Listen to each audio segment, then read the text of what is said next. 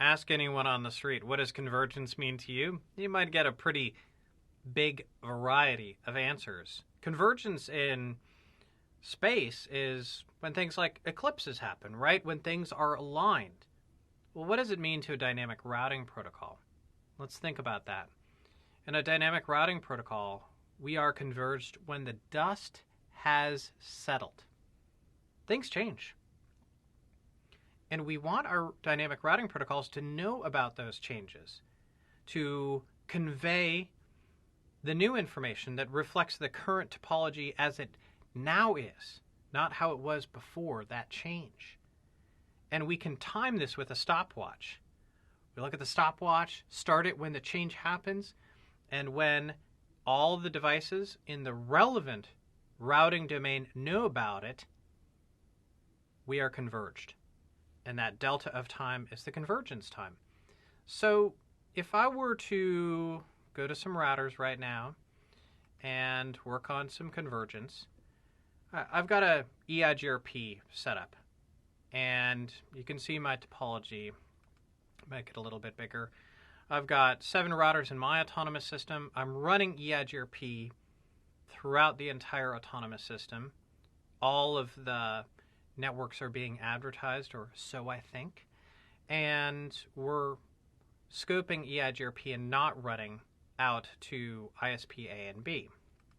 So if I were to look at my topology right now and just look at the EIGRP information, I can see I've got a number of networks. And the first thing that I might do is I might validate that I know about all of the networks in question. A lot of times I like to look at the far side of the topology. And so if I'm looking at networks on router 1 from router 7, I'm going to be looking at a few of these networks. Looks like that would capture the networks on R1. Okay? So can I see like very far networks in my autonomous system? Absolutely. Things look good. But what if there's a change? What if I drop one of the links between the relevant networks that are out there? Let's look at our topology and let's drop one of the links that is a necessary interconnect between R7 and R4. Well, let's say R4's gigabit 2/0 interface were to drop. And we can definitely drop that right now. So I'm going to, you can see my EIGRP config. That's just a basic EIGRP config, not the purpose of this. I'm going to go to gig 2/0. And I'm going to drop that link. I'm going to drop that link and we're going to go back to R7. I'm going to do a shutdown. When I do this command shutdown, I haven't pressed enter yet, so it hasn't taken. A lot of these networks are going to drop off, aren't they? They're going to drop off. Specifically, if I were to look, it's going to be everything past R4. So in fact, the reachability to all of these 10.4 networks will be gone. They will be gone. Why?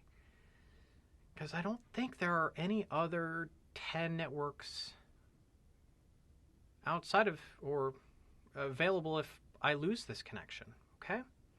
So I'm going to rerun that show command.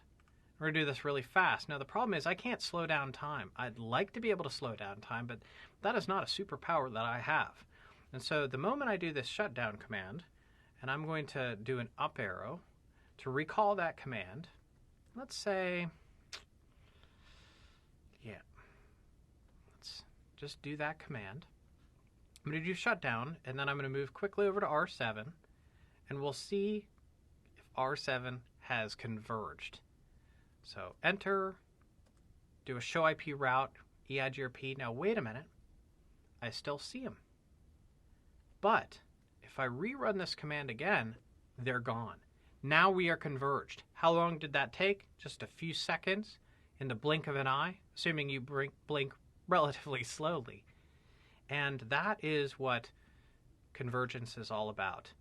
The ability to react to changes and hopefully do that quickly.